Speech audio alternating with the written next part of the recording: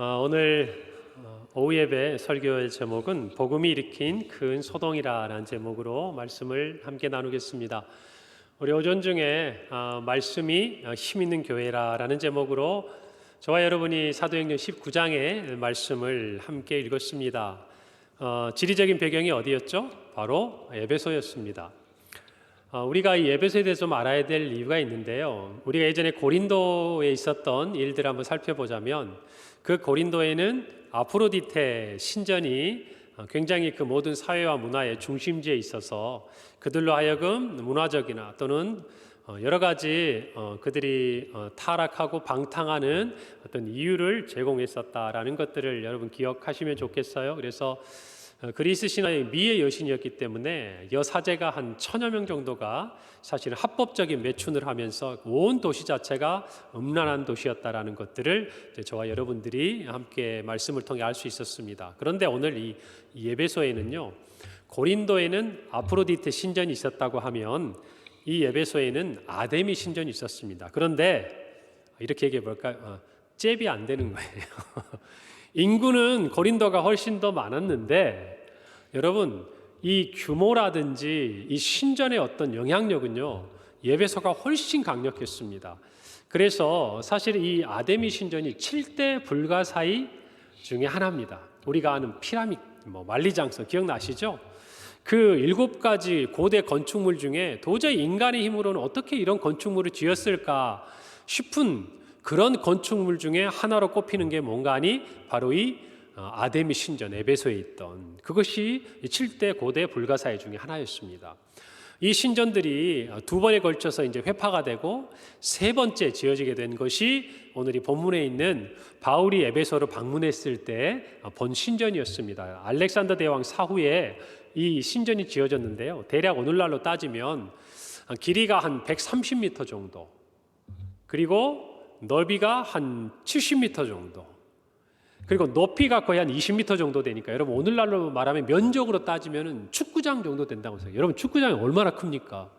그만한 규모에다 기둥이 사료를 보면 127개가 있었다고 그래요. 여러분 파르테논 신전을 보면 이렇게 신전에 기둥들이 꼼꼼하게 있잖아요. 그런데 그게 이 축구장 정도 사이즈가 되니까 이 엄청난 신전을 떠받드는 기둥이 128개가 있었다는 것이죠. 그러니까 이 아데미 신전이 에베소의 딱 중심부에 자리 잡고 있는데 얼마나 정말 이 도시 전체를 뭐랄까요, 이렇게 압도하고 있는 그런 어떤 종교적이고 문화적인 중심지가 되었다는 것을 저와 여러분이 알 수 있는 것이죠.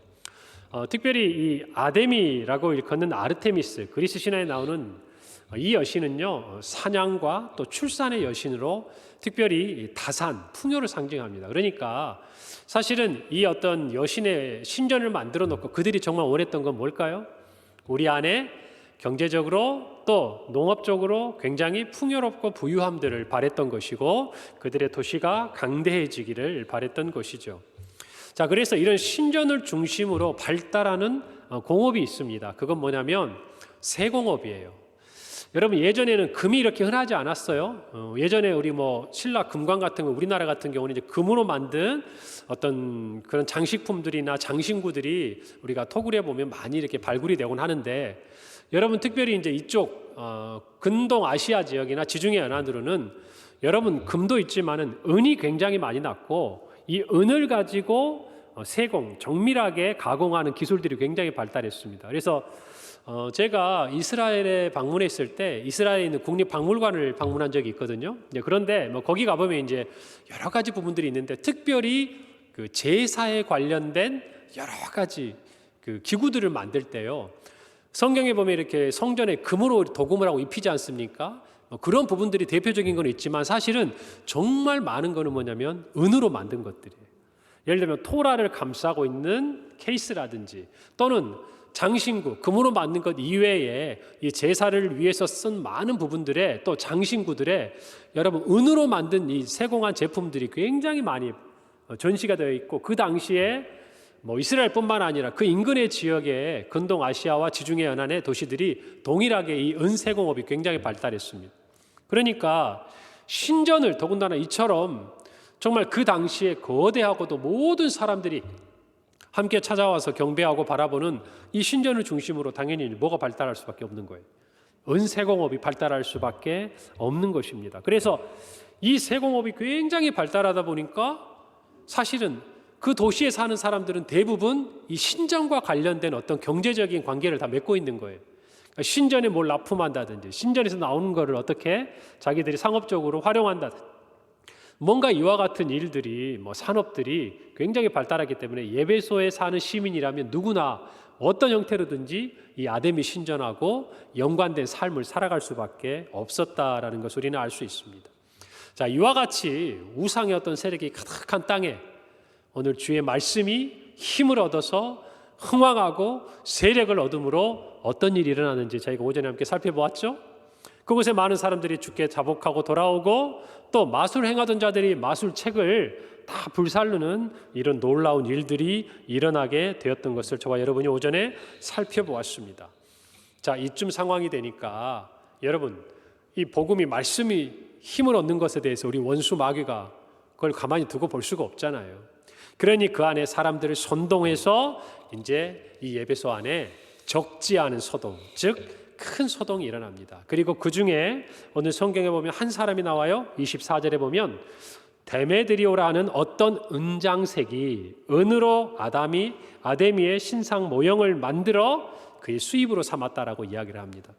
그러니까 이 은장색, 은세공업자고 은으로 무엇인가 이 제품들을 만들어내는 그 시대의 사람인데 아마 자기가 직공도 두고 또 영업하는 사람들도 두고 아마 굉장히 그 에베소 일대에서는 이 아데미 신전을 중심으로 크게 이와 같은 일들을 했던 사람이 바로 데메드리오였던 것 같아요. 그런데 그 사람이 이 사람들이 이제 선동합니다. 그러면서 25절부터 27절에 그가 한 말이 있는데요.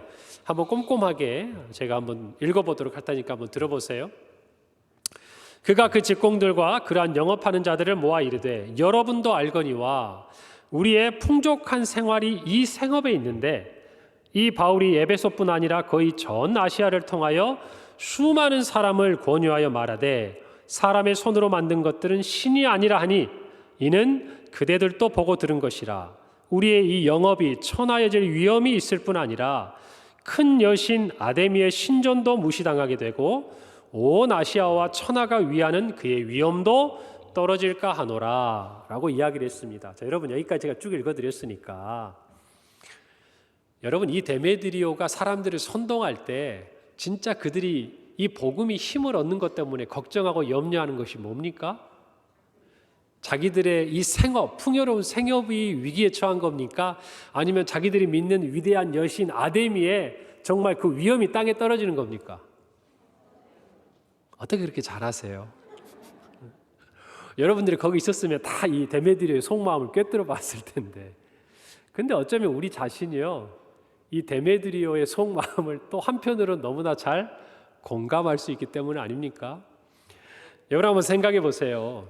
그가 25절에 보면 우리의 풍족한 생활이 이 생업에 있다 그렇게 얘기합니다. 말은 명분은 그럴싸하게 포장하는 것은 이 아데미 여신의 위엄이 땅에 떨어지고 또 그들이 말하는 것처럼 크다 에베소의 아데미여 하고 그들이 외치고 있지만 실은 그들에게 진짜 큰 거는 뭐예요? 아데미가 아니라 나의 이 풍요로운 생활을 유지하게 해주는 이 경제적인 상황을 이야기하고 있는 것이죠. 사실 이 데메드리오의 말 속에 에베소에 있는 사람들이 진정으로 섬기고 있었던 게 뭔가를 우리는 알 수 있어요. 그들은 아데미 여신을 섬긴다고 생각하고 있었고 거대한 신전을 그들의 자랑으로 삼았지만 실제 그들이 섬기고 있었던 것은 돈이죠. 재물이었어요. 그저 아데미 여신은 그들이 그 돈을 얻을 수 있는 가장 좋은 하나의 통로고 도구였을 뿐이에요. 이것이 오늘 성경이 우리에게 말해주고 있는 정확한 것이에요. 결국 이 복음이 에베소 안에 침투해 들어가자 이 에베소 사람들의 일으킨 이 소동은 무엇 때문에 일어난 것이냐? 그들이 하나님을 섬길 것이냐 아데미를 섬길 것이냐가 아니에요. 하나님을 섬길 것이냐 재물을 섬길 것이냐. 여러분 마태복음 6장 24절에 예수님께서는 이렇게 말씀하셨습니다. 한 사람이 두 주인을 섬기지 못할 것이니 혹 이를 미워하고 저를 사랑하거나 혹 이를 중히 여기고 저를 경히 여김이라. 너희가 하나님과 무엇을? 재물을 겸하여 섬기지 못하느니라. 여러분, 그러니까 이 복음이 들어간 자리마다 사실은 우리 모두도 마찬가지. 동일하게 어떤 싸움이 벌어지냐면 하나님을 섬길 것인가, 재물을 섬길 것인가. 뭐 재물에다 세상적인 풍조, 뭐 명예, 권력 다 넣을 수 있는데, 여러분 오늘날 세상을 볼 때 이 모든 것을 딱 한 단어로 집약하라 그러면 뭐가 될 수 있어요? 돈이에요. 오늘날 세상을 살아가는 사람들에게 정말 하나님과 어떤 면에서 대적해 볼 수 있는 존재란 돈이라는 것입니다. 여러분, 디모데후서 3장 1절에서 2절에 보면 사도 바울은 마지막 그의 유언과도 같은 편지를 씁니다. 그러면서 믿음의 아들 디모데에게 이렇게 말해요. 너는 이것을 알라. 말세에 고통하는 때가 이르러 사람이 자기를 사랑하며, 무엇을 사랑하며? 또 돈을 사랑하며. 우리가 살고 있는 지금을 일컬어 우리는 말세지말이라고 이야기합니다. 말세 당에서도 주님이 가까이 계시는, 다시 오시는 그날이 가까워졌다고 우리는 이야기합니다. 여러분, 그때 나타나는 현상 중에 자기를 사랑하고 뭐 여러 가지가 있지만 그 중에 하나 분명한 것은 돈을 사랑한다는 이 사실에 대해서 우리는 부정할 수 없을 것이에요. 오늘날 신자이든 불신자이든 사람의 마음을 가장 강하게 지배하고 있는 것은 바로 이 맘몬, 재물, 돈이라는 우상입니다. 이것이 또한 사탄의 가장 강력한 무기라는 것도 우리는 알아야 돼요. 여러분, 우리가 그냥 맘몬 하니까 여러분 중에서는 이게 낯선 분도 계시겠지만 이 맘몬은요, 아람어 마모나라는 이 단어에서 유래한 말이에요. 신약 성경을 살펴보면 이 단어가 쓰이는데 어디에 쓰이느냐? 부, 돈, 재산, 소유 이렇게 쓰이는데 이것들이 긍정적인 의미에서 쓰이는 게 아니에요. 돈을 가지고 좋은 일에 섬겼다든지 주님께 드렸다든지 이럴 때 쓰는 게 아니고 부정적인 의미로 쓸 때, 대표적인 게 하나님과 재물을 겸하여 섬기지 못한다 할 때 이 재물을 맘몬이라고 표현하고 있는 것이에요. 무슨 의미인지 아시겠어요? 그러니까 우리가 알 때 이 맘몬이라는 것은 단순히 물질, 재물을 이야기하는 것이기도 하지만 한편으로는 의인화돼서 하나님과 대립하고 있는 우리의 마음속뿐만 아니라 모든 세상 사람들의 마음속에 있는 우상을 일컬어 얘기할 때 뭐라고 얘기한다? 맘몬이라고 얘기한다, 그 말이에요. 그러니까 맘모니즘이라고 오늘날 이야기를 한다면 이 돈이나 물질을 절대시하거나 최고의 가치를 부여하는 태도, 그것들을 이야기하는 것이고, 오늘날로 말하면 물질 만능주의, 배금주의 사상, 이런 부분을 이야기할 때 이런 맘모니즘이라고 이야기를 합니다. 여러분, 예배소에요, 큰 정말 재물을 우상으로 삼는 맘몬의 어떤 그러한 우상이 가득한 이 예배소에 어쩌면 그냥 허울만 좋은 아데미는 거둬두고 실제 그 뒷자리에는 맘몬이 떡하니 자리 잡고 있는 이곳에 복음이 떨어진 거예요. 하나님의 말씀이 들어간 거예요. 그리고 나니까 여러분, 이 복음이 세상으로 침투하니까 어떻게 됩니까? 가면이 벗어지는 거예요. 가면이. 예전에는 그럴싸하게, 예전에는 그냥 뭐 그게 신앙인인 것처럼, 종교심인 것처럼 뭐 자기들이 만들어낸 그 신에 대해서 그것들을 경배하면서 정말 그것으로 말미암아 자기가 뭔가 고상한 것처럼 표현하지만 복음이 들어가면요, 가면이 벗겨지는 거예요. 여러분, 이걸 알아야 돼요. 저와 여러분도 복음이 정말 우리 안에 제대로 찾아오면 우리가 쓰고 있는 가면이 벗어지는 거예요.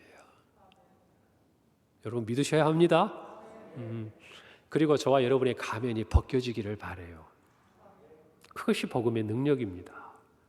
고상하게 표현하죠. 크다 에베소 사람의 아데미여 라고 28절에 외치고 있지만, 그러나 그들이 가진 그 분노의 정체는 그들이 누리고 있는 경제적인 풍요를 잃어버릴 것 같은 두려움에 기인한 것이, 오늘 저와 여러분도요, 우리의 삶 속에 말씀이 침투해 들어오면 저와 여러분 하나님 앞에 민낯으로 서게 돼 있는 것입니다. 벌거벗은 모습으로 설 수밖에 없는 것이에요. 사람들의 눈은 속일 수 있고요, 사람들의 생각은 속일 수 있을지 모릅니다. 그러나 진정한 복음이 저와 여러분의 삶에 침투해 들어오면 저와 여러분의 이 가슴 깊은 곳, 마음 깊은 곳에 있던 모든 찌꺼기가 다 올라오게 돼 있어요. 그것을 싹 걷어내야 말씀이 그 자리에 힘을 얻는 것이에요. 할렐루야. 그러니 저와 여러분이 이 말씀 앞에 새롭게 함을 얻어야 한다는 것입니다. 하나님 두기를, 그 마음에 두기를 싫어하는 죄된 사람들의 본성이 쓰고 있는 가면이 바로 그와 같은 거예요. 여러분, 오늘 성경 말씀에서 예수님이 말씀하신 것처럼 여러분, 하나님은 섬길 대상이지만 재물은 우리가 섬길 대상이 아닙니다. 하나님 우리에게 허락해 주시는 우리가 다스릴 대상이라는 것을 알아야 합니다.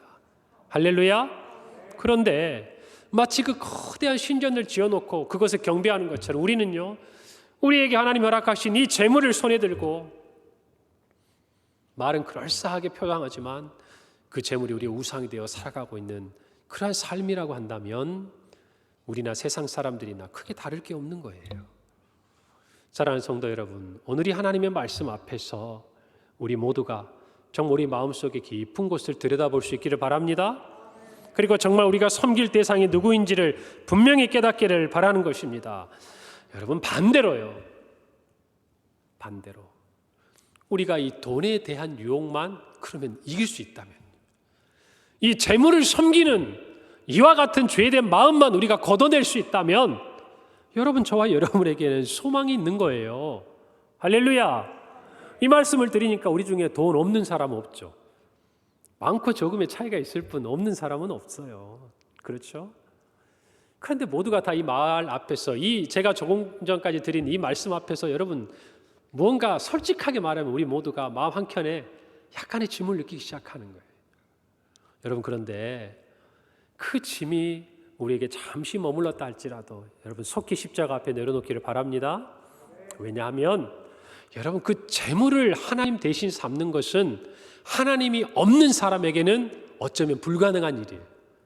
그러나 저와 여러분 같이 하나님을 섬기는 사람들에게는 너무나도 당연한 일이고, 또 우리가 설령 넘어진다 하더라도 다시 일어나 하나님 앞에 섬김을 드릴 수 있는 믿음의 근거가 저와 여러분에게 있다는 것을 분명히 아셔야 하는 거예요. 할렐루야. 여러분, 오늘 복음이 딱 침투에 들어가니까 여러분, 이 사람들은 소동을 일으키면서 크다 에베소의 아데미아지마, 실제 그 재물의 신을 마음에서 지워버린 사람들이 있습니다. 누굽니까? 마술사들이요. 그들이 자기들의 생업을 유지할 수 있었던 그 책을, 여러분, 은 5만이면요 그 당시 은화의 단위가 드라크마입니다. 드라크마 들어보셨죠? 그 1드라크마가 여러분 노동자의 하루 품삯이라고 제가 말씀드렸잖아요. 그러면 그것을 5만 일로 계산해 보세요. 하루도 안 쉬고 일하면. 그럼 137년 동안 한 사람이 일해야 벌 수 있는 돈이니까 얼마나 큰 돈입니까, 그게. 그런데 그 돈을요, 이렇게 표현할게요. 제가 그 책이 아니에요. 그 돈을 복음이 침투에 들어와서 성령의 역사가 일어나니까 그들이 하나님을 섬기기로 작정하니까 어떻게 해버립니까? 태워버렸다니까요. 태워버렸어. 여러분은 태우지 말고 잘 쓰시기 바랍니다. 네? 태우지 말고 잘 쓰세요. 마술책은 아니니까 우리한테. 마술책이 하나님을 대적하는 거니까 태워야 마땅하지만, 사랑하는 성도 여러분, 우리가 물질에 대한 부분들을 너무 부정적으로 생각할 게 아니에요. 여러분, 내가 하나님을 섬기는데 이 재물이 좋은데 어떻게 할까? 내가 재물을 섬기면 안 되는데, 내가 하나님을 섬겨야 되는데, 이거 고민하지 말고 그냥 하나님 잘 섬기세요. 하면서 이거밖에 안 돼요. 제가 고민 덜어드린다니까요. 내가 재물을 섬기지 말아야지, 이 고민 이제 그만하고 그냥 내가 하나님만 온전히 섬겨야겠다. 여러분, 이 결단을 하시면 되는 거예요. 그러면 이 재물이 우상이 되는 게 아니라 하나님을 섬김에 있어서 하나님이 쓰시는 도구가 되는 거예요. 할렐루야. 이것을 자꾸 하나님과 같이 노니까 헷갈리는 거예요. 하나님과 비교 대상이 아닌데 자꾸 하나님하고 비교를 하니까 그래요. 비교를 안 하면 되는 거예요. 우리가 섬길 분은 누구예요? 하나님이에요. 그리고 하나님께서 우리에게 허락하신 은혜는 뭐예요? 우리의 재물이에요. 그러면 명확하게 정리가 되는 거예요. 우리가 하나님을 섬김에 있어서 하나님이 우리에게 많은 재물을 맡겨주시기도 하실 뿐 아니라 그 재물을 가장 귀하게 쓸 수 있는 길도 하나님을 섬기는 길 가운데서 발견하게 되는 것이에요. 할렐루야. 저는 우리 성도들이 이 부분에서 좀 말씀 안에서 좀 자유를 얻었으면 좋겠습니다. 꼭 무슨 말만 하면 이거 하지 말아야 하는데, 이거 하지 마, 이렇게 생각하지 마세요. 신앙이라는 게 그렇게 하면 힘들어서 어떻게 합니까? 제가 전에 말씀드렸잖아요. 가짜 돈과 진짜 돈 구별하는 방법이 뭐라고 그랬죠? 위패를 만드는 사람들이 어떤 방법으로 가짜 돈을 만드는지 연구하라고 그랬어요? 전혀 새로우시죠? 위패 감별사가 뭐 한다 그랬어요? 24시간 하루 종일 진짜 돈 갖고 만지고 보고 논다 그랬잖아요. 그 사람들은 딱 들고 있으면요, 가짜하고 진짜가 어디가 다른지는 순간적으로 몰라도 금방 알아요. 만져보고 느껴보고. 왜요? 진짜가 뭔지를 정확히 아니까. 저와 여러분도 마찬가지예요. 복음이 뭔지를 정확히 알면 이게 고민이 되지 않아요. 하나님의 말씀에서 섬기라고 하는 대상이 누군지 분명히 우리가 깨닫고 그것을 결단하면, 여러분 그것 때문에 잠깐 그럴 수는 있어도 재물을 하나님과 대치하는 그런 불신앙의 모습을 갖지는 않아요. 아시겠어요? 오늘 이 도시 안에 일어난 소동은요, 결국 이 싸움인 거예요. 하나님을 섬길 거냐, 하나님이 아닌 다른 걸 섬길 거냐. 그것이 가장 강력한 무기가 뭐냐? 재물이라는 것이에요. 여러분 오늘날 사람들을 가장 손쉽게 선동하고 움직일 수 있는 게 뭐예요? 돈이에요. 저 사람 성격이 안 좋다더라. 그래? 야, 저 사람 뭐 이렇게 영 출신이나 영 스펙이 영 시원치 않아. 그래? 야, 저 사람 돈 많다더라. 그래?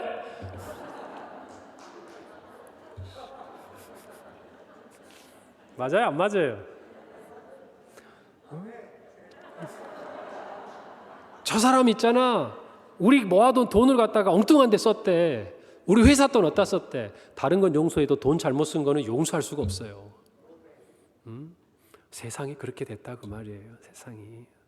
그럼 뭐냐면 말세가 가까워져 있다 그 말이에요. 여러분, 저와 여러분이 오늘 이 말씀을 들으면서 내가 누구를 섬길까를 결단하기 바랍니다. 내가 재물을 섬기면 안 되는데 이렇게 하지 말고요, 내가 이 재물의 유혹만 끊어내면 하나님을 온전히 섬길 수 있겠구나, 이렇게 생각하는 우리 성도들이 돼야 된다 그 말이에요. 할렐루야. 그럴 때 하나님께서 우리에게 더 많은 것들을 맡겨주실 줄 믿습니다. 여러분, 재물뿐만이 아니에요. 제가 지난 주간에 우리 교육자들하고 이렇게 교제를 하다가 어떤 얘기를 하는데요, 요즘 젊은이들이 이렇게 점을 많이 본대요. 그래서 무슨 점이에요? 타로라 그래서 여러분 서양의 카드를 가지고 그날 하루에 우리로 말하면 오늘의 운세 같은 거예요. 그걸 이렇게 맞춰보고, 뭐 제가 보니까 영화관이나 쇼핑몰 가면 한쪽에 그 젊은 분들이에요. 뭐 여자분들이 주로 많이 하던데, 남자분들이 이렇게 모여서 카드 이렇게 놓고 그 앞에 젊은 사람들이 남녀가 이러고 앉아서 보고 있는 거 제가 몇 번 자주 봤거든요. 이게 뭐냐면 젊은이들에게 이 타로점 이런 게요, 그냥 우리가 생각하는 막 점 이렇게 생각을 안 하는 것 같아요. 그냥 하나의 오락 한번 해볼까? 봐볼까? 뭐 그럴 수 있어요. 여러분, 그런데 중요한 것은요, 재미가 점점 흥미가 되고, 흥미가 되면 나중에 지나가면은 그것을 믿어지게 되는 거예요. 여러분, 그래서 저는 이런 거 생각해요. 요즘 그 유력한 정치인들이나 똑똑한 사람들이 여러분 새해 되면 점 보러 가잖아요. 그리고 정말 정치할 사람들이 가가지고 이번 총선에 제가 뭐 이렇게 당선이 되겠습니까? 물어보고 뭐 그런다고 하잖아요. 저는 이제 들었으니까 잘 모르겠는데 뭐 그러는 것 같아요. 영화 소재도 많이 나오고 그런 거 보면. 여러분, 그 똑똑한 사람들이 믿고 하는 걸까요? 저는 안 믿는다고 생각해요. 누구보다 잘 알아요. 근데 왜 할까요? 자기가 당선될 줄은 모르거든요. 자기의 한계를 느끼는 거예요. 그 너머의 영역은 내가 할 수 없는 거예요. 그 두려움이 뭐라도 붙들게 하는 거예요. 그 기분 좋아하는 거예요. 와가지고 당연히 돈 주니까 기분 좋은 얘기 해주는 건데, 그리고 긴장하고 있으면 무서운 얘기해서 떨게 하고, 뻔한 거 아니에요? 제가 예전에 그 김창옥 씨라고 크리스찬인데 여러분 잘 아세요? 이렇게 똑똑한 김창옥 씨가 그런 얘기를 하더라고요. 그 재밌는 얘기 기억이 나요. 무당이나 점집에 가면 꼭 반말을 한대요. 너 요즘에 힘든 일 있지? 처음 보는데 이렇게 딱 초면에. 그래놓고 하는 말이, 어릴 때 집에 살구나무 있었지? 아닌데요. 무화과나무 있었는데요. 살구나무 있었으면 큰일 날 뻔했어. 그럴 줄 알았어. 여러분, 그게 뭐예요? 사람의 마음의 두려움이라 그 말이에요. 그런데 이런 일에 우리가 휘둘려서 되냐 그 말이에요. 여러분 돈도 마찬가지고 모든 것이 그래요. 우리의 마음이 그것을 섬기고 의지하면 그것이 우리의 우상이 되는 겁니다.